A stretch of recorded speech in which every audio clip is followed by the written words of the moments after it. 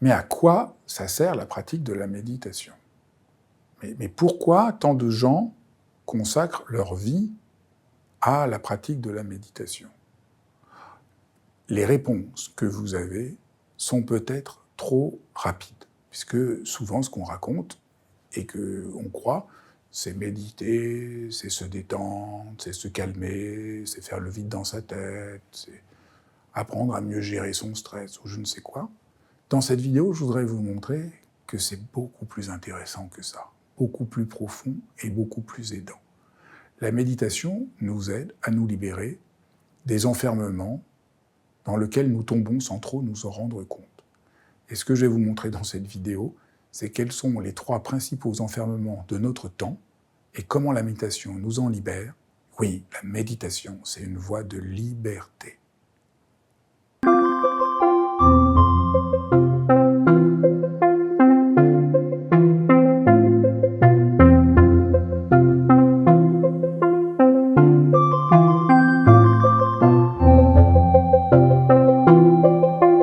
Comment la méditation a le pouvoir de nous libérer de 3 enfermements que produit notre société.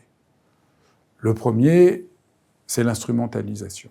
Dans notre monde, depuis qu'on est enfant, il faut qu'on réussisse.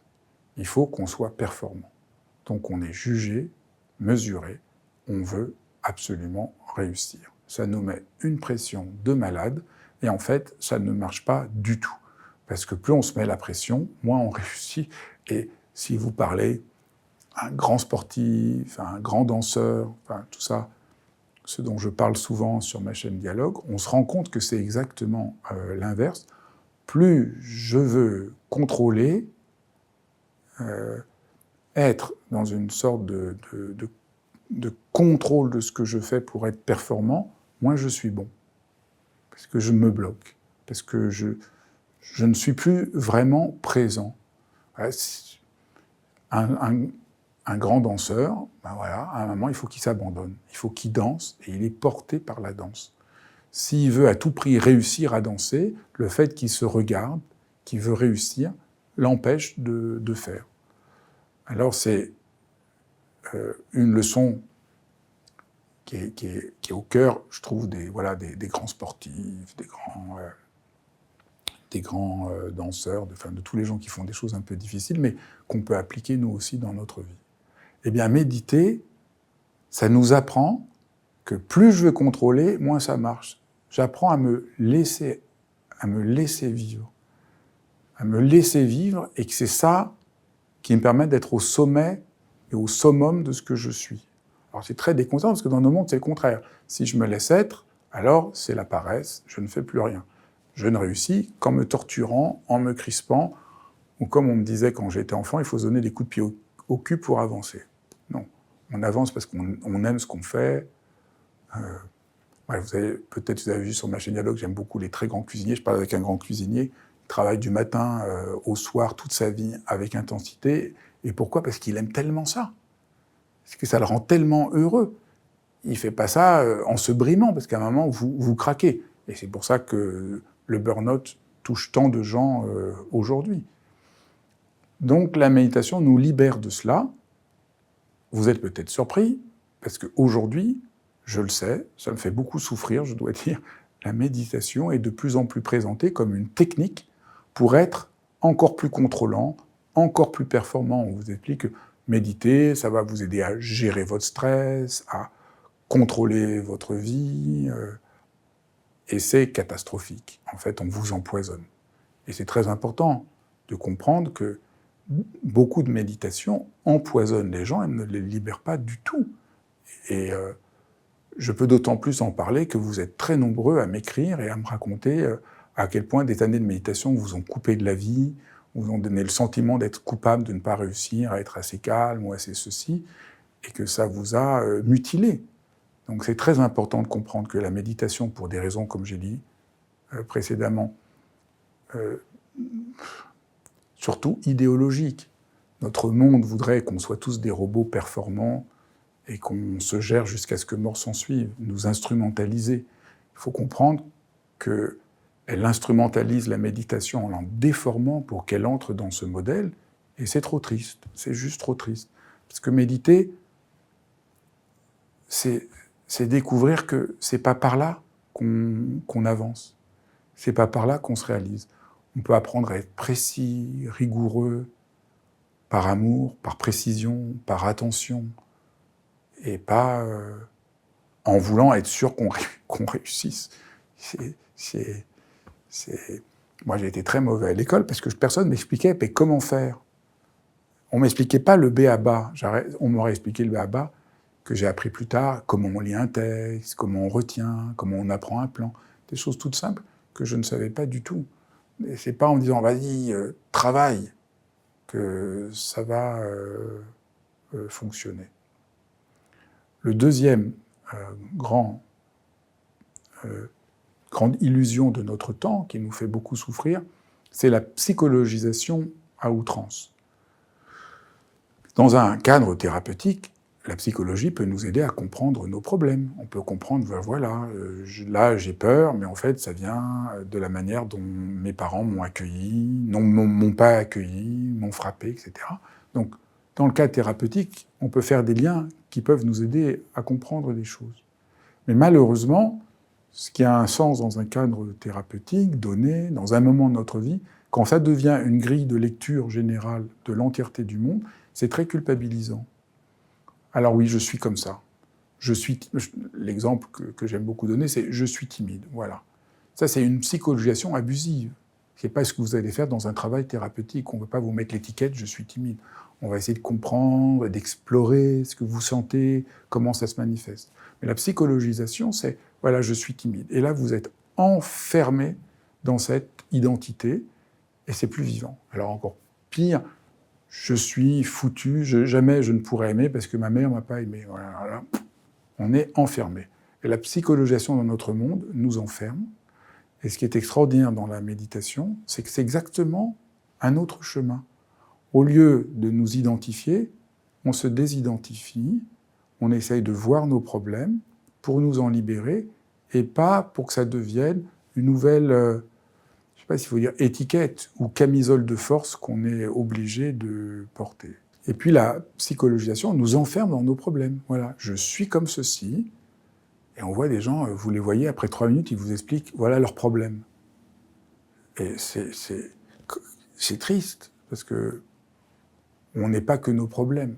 Méditer, c'est découvrir, il y a nos problèmes, on les regarde, avec beaucoup de clarté, comme je vous ai dit, mais aussi avec bienveillance et compassion. Et donc on arrête de s'en vouloir, de s'identifier, et doucement on voit qu'on n'est pas que ça, qu'il y a plein d'autres choses. Ça réouvre la vie, ça réenchante la vie. Et je crois que c'est très important aujourd'hui de se libérer de la psychologisation qui participe d'une culpabilisation. Donc je dirais l'instrumentalisation générale de tout nous culpabilise, on n'en fait jamais assez. La psychologie nous culpabilise parce que c'est toujours notre faute. Par exemple, j'ai un ami qui vient me voir parce que ça se passe très mal dans son boulot, il est complètement harcelé. Et donc il arrive, un peu pris par la psychologisation, oui, je sais, j'ai toujours été pas assez courageux, et puis je suis un peu timide, et puis c'est mon histoire, c'est à cause de mon père. Et en parlant avec lui, je dis, mais ça sert à rien. Peut-être que la chose que tu as besoin là, c'est de voir un bon avocat.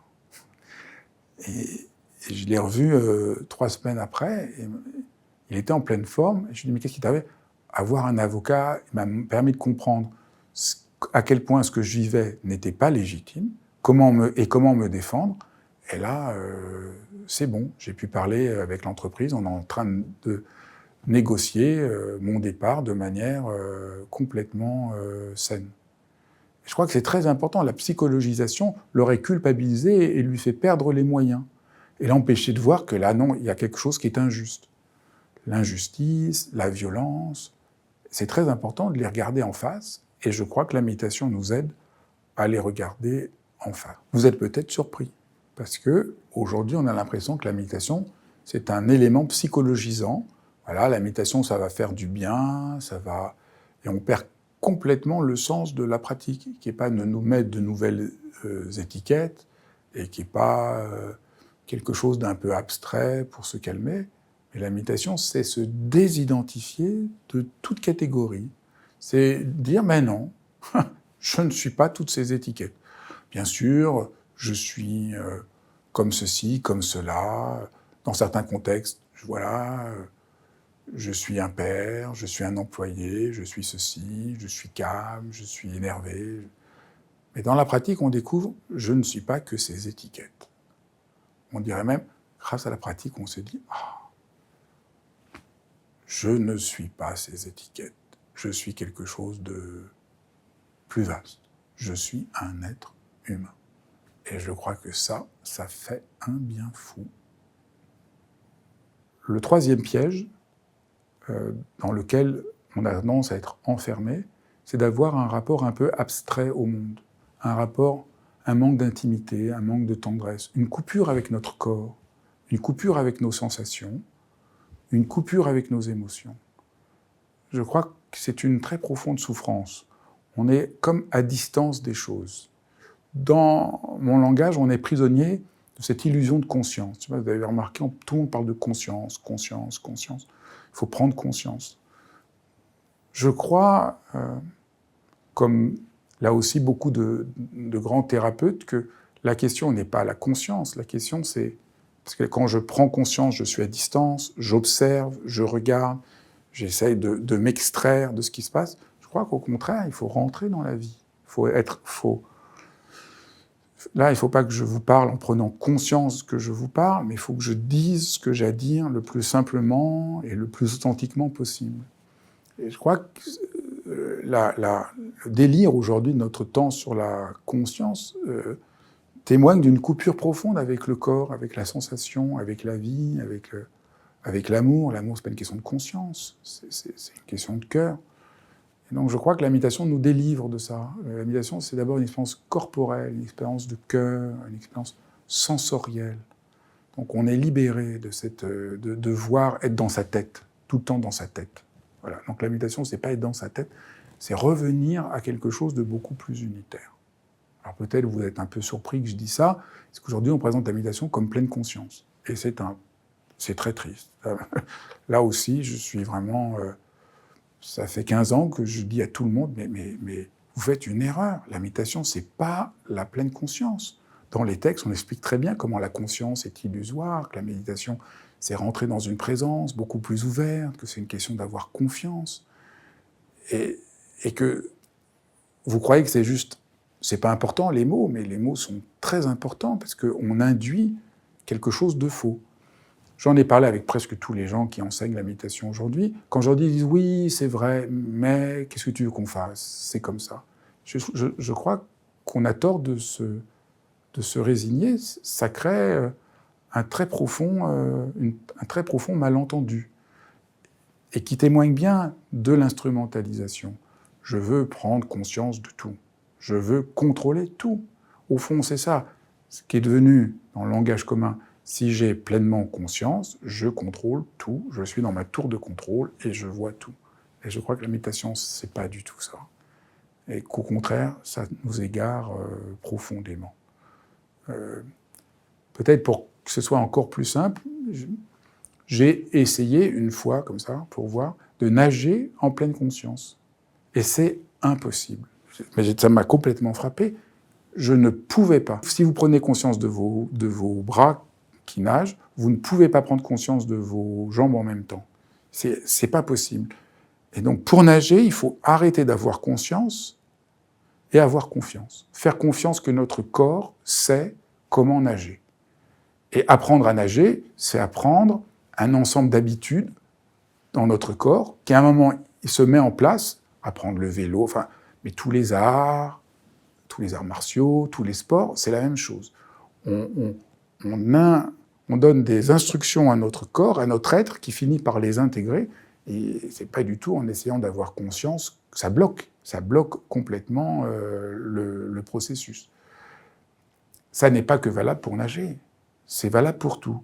Si vous voulez prendre la parole en public, si vous voulez faire quelque chose, si vous voulez... à chaque moment, vous êtes d'autant plus heureux, d'autant plus libre, d'autant plus pertinent que vous êtes comme le nageur. vous nagez simplement, vous êtes avec ce que vous faites. Vous n'avez pas besoin de créer une dualité, de vous séparer, de vous regarder. C'est, je crois, un très grand piège. Et donc la méditation nous délivre de cette erreur, qui n'est pas l'erreur de la pleine conscience, qui est l'erreur de notre monde tout entier. Notre monde voudrait qu'il n'y ait plus que de la conscience, et nous déshumanise en ce sens très profondément. Donc voilà ce que je pouvais essayer de dire dans cette vidéo, pour vous donner envie de découvrir la pratique de la méditation, qu'elle puisse vous aider et que je puisse rendre ce que j'ai reçu et que je trouve toujours aussi précieux.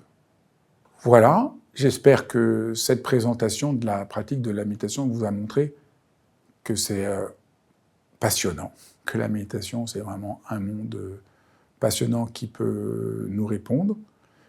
N'hésitez pas à vous abonner, et si vous voulez aller plus loin, vous pouvez consulter mes différents livres sur la pratique de la méditation, comme la méditation pour les nuls, le que sais-je sur la méditation, mon livre Foutez-vous la paix. Vous pouvez aussi regarder Réseau, qui est la principale communauté de méditants dans le monde francophone.